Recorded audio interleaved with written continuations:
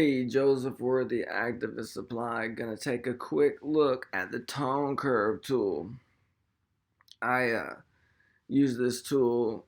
I use it a lot. I almost always use it in channels, and we're gonna start looking at channels more. Start looking at tone curve levels. We're just gonna get into this one and do a simple separation. We're only gonna pull one gray. You can do a grayscale pull with three using levels or curves. I like curves, but there's so first thing I'm gonna do is I'm gonna build us a gradient as a reference for people to view and understand.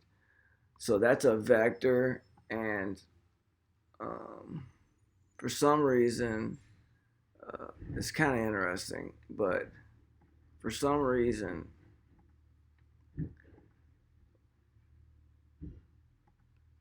actually, let me cancel that because I want to show you this real quick before I do it. Let me pull out that info panel. Watch that info panel. All right, 8 inches and a quarter. Let's see how big is my document. I don't know. We'll do this to get dead center. So dead center is right here at 8 1/4. If you look at 8 1/4 right there, I'm at 37% black. So watch what happens. It's got some stuff to do with the translation of the color models and stuff. So I'm gonna hit grayscale, not merge.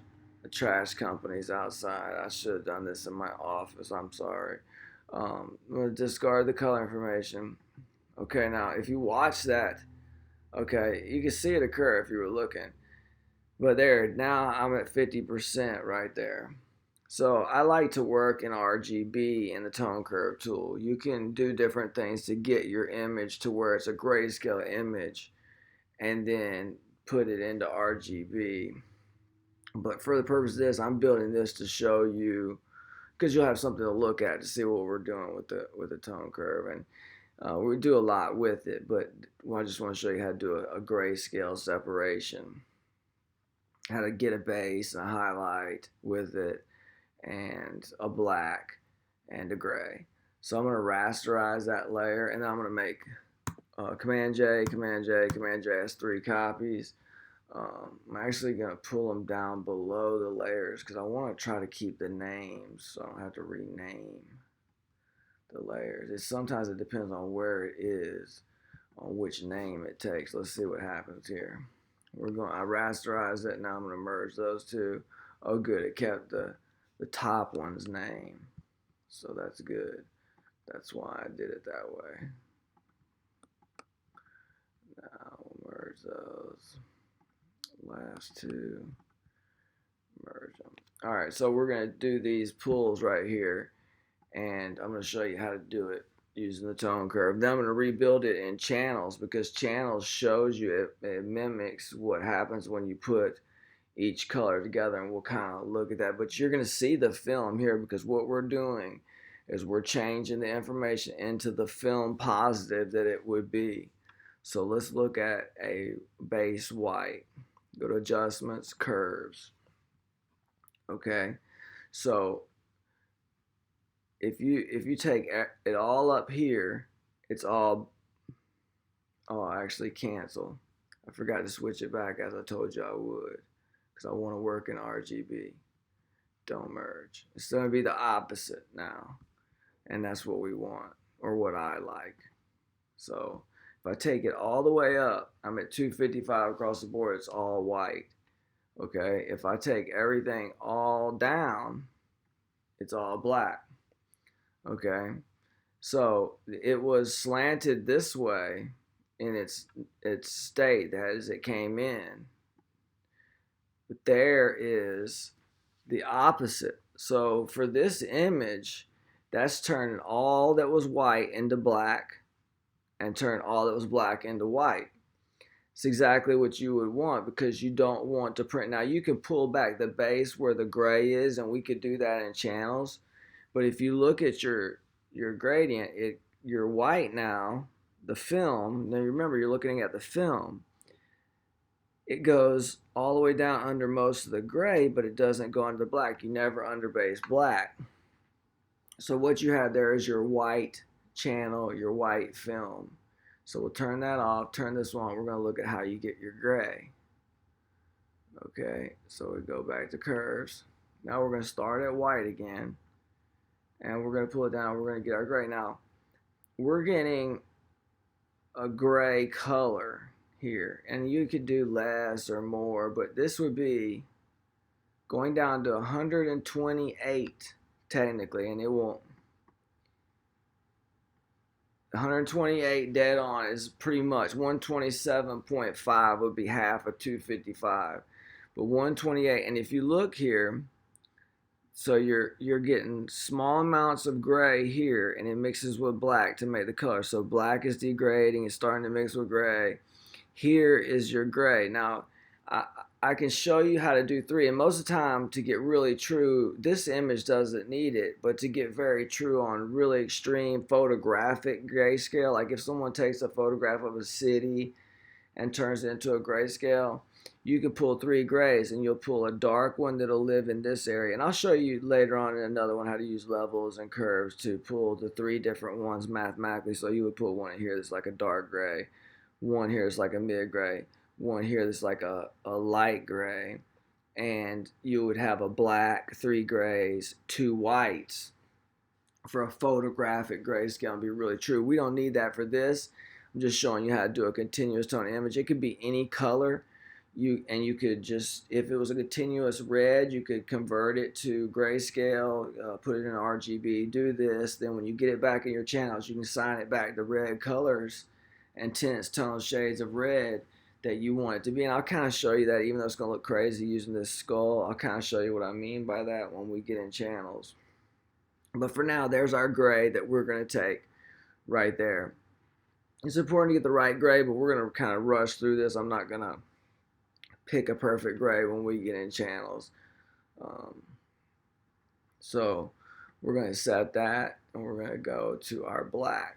Now our black, we're going to pull a true black. When you'll learn when you're doing this to make some alterations. So we're going to go past where our gray would live right here.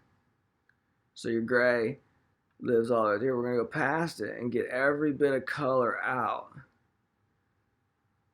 Okay, except the black that's still there. Took all the white out.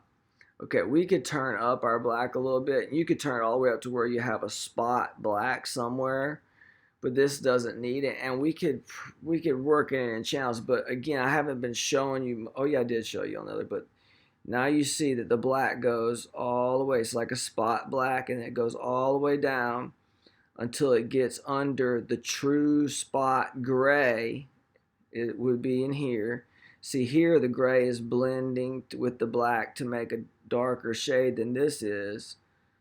And then it gets to be a spot gray, and then it goes down, and it's tints of the gray going down into nothing until the spot white, which we're going to look at that one next. We're going to pull that highlight white. So there's your black. We'll say, okay, now we'll turn that off, grab this, we're going to pull our highlight. So we go to curves. Now the highlight white, you got your white, and then you just do the same thing. You go past where any gray data would be. It tells you the numbers down there, so you want to go to about, 1 past it would be 129. You can always pull that back in channels. We can build it in the same document, but I'm going to build it in a different one to show you. Now you see everywhere that's just solid white in it is going to get. Now I didn't take time to cut this out. It has a little blemish right here. I didn't take time. I could actually fix that in channels as well, but we're going to go ahead and we're going to accept that. All right, now I'm going to duplicate this image so I can show you how true these films are. I'm going to build it up on a black shirt, and I'm going to show you how you can take your black and delete it and make it back to what it would be in. You can use it on a white shirt or a black shirt. But let's go ahead and duplicate this. Call it channel doc or just channel, and say okay. All right, now we're in the new one. I'm just going to go ahead and pull all these and delete them. I've been doing it the slow way to show you what I'm doing, but I just drug that down into the trash can. I select all and drug it down the trash can. So we'll go in our channels. I'm going to grab my eyedropper because I don't like grab it, constantly selecting that. So spot channels here. Now we're going to say shirt, and we'll make it a black shirt. Now I also pick a black, but truly in this design, this is not a total black anywhere. But when I do my black channel, I will put it. Now I'm going to make that solidity of 100, and I'll try to explain that a little bit. And I'm going to Command I, and that it inverses it, so it puts the information in there and gives it the full. All right, now we're going to do our base, and we're going to make it white. All right, now I'm going to put a solidity. This will mock or mimic the transparency of your ink. And so I picked 65 on a base and a highlight, and there's a reason why. It's because that base ink that you put down is going to have that fiber matting qualities. It's going to have more pigment, and you're going to get it. I mean, even when you're doing process, I usually use a more coarse, a lower mesh count mesh to get more out of it, and you're going to so you're going to get closer to solidity. The colors, and it's going to get flashed, so it's not going to blend with the other colors. Now the other colors in simulated process stuff get 10, 8, depending on the ink. I know my inks, but usually 10 is a pretty good number because they're going wet on wet, so they blend with the other colors and they show the white through, and they're not a base, so it's different. So the base I usually give 65. The highlight I do as well too, and I'll try to remember to explain that. But basically it boils down to you already have a flashed white under it, and so it's a second layer or second coat, so to speak. So that's why they both get 65. Black always gets 100, and colors usually get 7 to 10, 15, somewhere in that range, depending on the ink color. But 10's usually a pretty good number because it's wet on wet, it's blending, it's showing through to the base, it's showing through the garment, it's halftones. That's the other reason why you give some to this, is because parts of this would actually be halftones, which aren't shown in channels, but it's mimicking it, and so that little bit of transparency is showing that garment peeking through. So there's our base and new spot channel. This one's going to be the gray, and I want it to be 10%. And like I said, I'm not going to grab necessarily a true right gray for it. I could even go, we'll just take that for the gray. And it might need to be a little darker, actually. Let's go here. Yeah, we'll go there because it's all right. Now we're gonna get our black, and this one we want to be 100%. It always gets 100% solidity, and there is no 100% black in that design. I didn't run over it, but I'm gonna use black because you want to print a black probably, and it could have been a lesser, it could have been more of like a 90 or something, and it would have been probably more accurate to what was in the design, but that's okay. So highlight, and we're going to do the 65 again. As I mentioned earlier, it has a flashed base under it everywhere where it's going down, and it's going to be a nice bright base white. It's going to be a nice finishing white. It'll be a pretty accurate simulation here. So let's go back over here, go in layers. We're going to turn this one on. We're going to Command A, Command C, Command D, because you don't want to come back in and be selected. I just always remember to deselect. I'm going to do that here as well. So I'm going to Command V, Command D. I'm going to go back over here, go in the layers, go to my next one, Command A, Command C, Command D. So that's Command select all for A, Command copy for C, and then deselect is the D. So go back over here, go into my gray, Command V, Command D. Okay, go back over here and go to layers, Command A, Command C, Command D. Go back in channels, go to my black, Command V, Command D. Okay, go back over here, go layers, grab that, Command A, Command C, Command D. Go back over here, channels, grab that, Command V, Command D. Alright, that looks pretty good. Look at that gradient. That gray looks great. There's a little hits right here, probably from not having the exact right gray. So, and then you can work in this. I noticed my gray was a little strong. My white's actually kind of covering some of the gray, but we could take that off, and so we can look here, go to adjustments, go back to our curves, and we can just pull that back a hint, okay, and get a more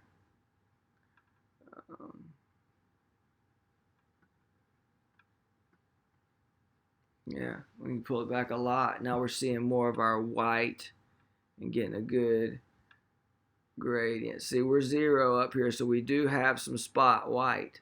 So it is a pretty good gradient. Okay, and that's without a highlight. We'll go, okay.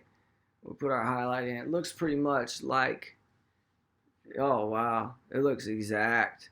So there it is on a white, and you print the black. But if you did print on there, you didn't want to print this, you just command select that, and you go into your gray channel and delete, so it knocks out anything that's between the black shirt, so you can punch it through, and you do that to the base as well, delete the base. You might as well the highlight as well, even though you know it's not anywhere near it. Then you can command D, and then you can do this, and there's how it would look on a black shirt. And remember, now you don't have your black here, so your gray is just stepping down, and your shirt is becoming it. So if you picked a better gray, you might get a better, and I also made that adjustment, but this is like perfect. We're not trying to worry about this. This was a guide earlier. We're trying to get this right. And I mean, we nailed it. This is like, it's exact. So, yeah, it's exact. Now, the other thing I was going to show, so let's say this was a continuous tone red image. And so this black could actually be pulled back some as well. I noticed. Oh, I used a true black. And as I mentioned, the design did not have true black. So there you go. You get a more accurate representation. Now you can even pull that back in. But now I wanted to show you, say it was a red continuous tone image. You separate it using that method. You get in here, you want to build it back. You get in here and you just build it back to the colors that it was. And you just, yeah. So say it had been an orangish red color, and you just get back in and build the colors back they were. But that's how you use the tone curve tool. That's how you separate. It's how you make some adjustments in. Then I made it a little drastic on the gray. I could have just lightened my gray and it would have helped and just pulled back a hint, but I just was showing you how to do it. So that's a tone curve separation, working in channels as well, separating a continuous tone image. I appreciate you watching. It's Joseph Worthy, Activist Supply.